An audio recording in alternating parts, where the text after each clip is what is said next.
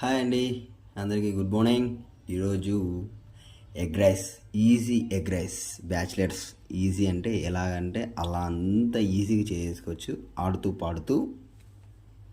Hi friends, ఈరోజు మనము egg rice చేస్తున్నాము. దానికి కావాల్సిన ఐటమ్స్ చూపించేంత పెద్దదేం కాదు, జస్ట్ మనం చేస్తూ చూపించేసుకోవచ్చు. జస్ట్ నేను ఆయిల్ వేసాను, ఆయిల్ కాగిన తర్వాత జస్ట్ ఒక 2 పచ్చిమిరపకాయలు పూర్వంతో కరివేపాకు వేసాను. ఇవి 2 వేగిన తర్వాత ఎగ్స్ వేసుకోవాలి.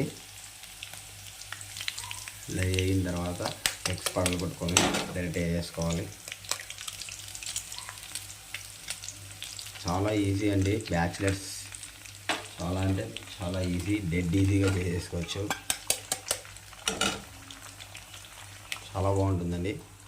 బయట స్ట్రీట్ ఫుడ్లో ఎలా ఉంటుందో అలాగే ఉంటుంది. మళ్ళీ ఇంట్లో ఉన్న ఐటమ్స్తోనే చేసేసుకోవచ్చు. కొంచెం మనకి ఎగ్ బాగా ఉడకాలి అంటే కొంచెం ఆయిల్ ఎక్కువ పడుతుందండి, అందుకే కొంచెం నేను ఎక్కువ వేసాను. మనం ఎగ్ వేసిన తర్వాత ఇలా బాగా కలబెట్టుకుంటే ఇలా అవుతుందండి. ఇలా అయినప్పుడు కొంచెం ఒక 30 సెకండ్స్ అలా వేయించాలి. అలా పెడితే కొంచెం లైట్గా బాగా రోస్ట్ అవుతుంది ఎగ్.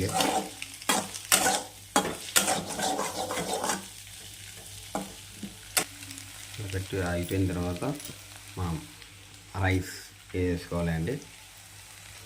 ఇలా రైస్ వేసిన తర్వాత కొంచెం సిమ్లో పెట్టి మన ఎగ్ అంతా బాగా కలుపుకోవాలి.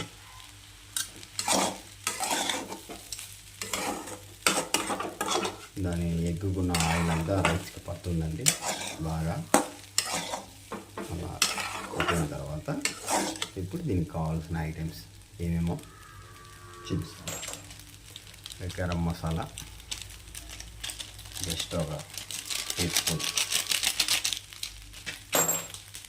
చికెన్ మసాలా ఇది అంతే, జస్ట్ ఒక 2 స్పూన్, తగినంత కారం,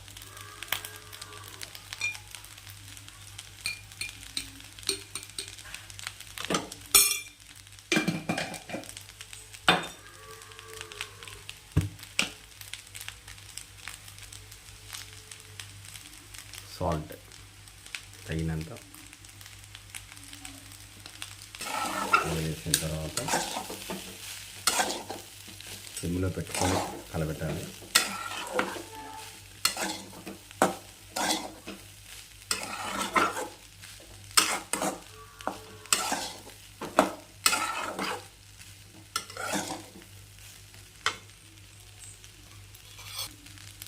లైట్గా అట్లా ఆయిల్ ఒక 1/2 స్పూన్ వేసుకోవాలి. పింక్ సాల్ట్ తగినంత,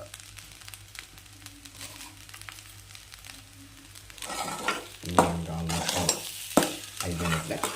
టేస్టింగ్ సాల్ట్ వేసేసుకొని లాస్ట్లో కొంచెం మీడియం సైజులో పెట్టుకొని మంట బాగా కలబెట్టుకోవాలి.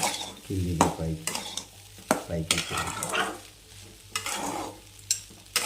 కొంచెం మనం స్టార్టింగ్లోనే రైస్ పొడి చేసుకొని పెట్టుకుంటే ఈజీ అయిపోతుంది. అంతే అండి, ఇది రెడీ. ప్లేట్లో సర్వ్ చేసుకొని తినడమే. చూస్తారా ఎంత ఈజీగా ఉందో? ఒకసారి ట్రై చేసి మాకు చెప్పండి.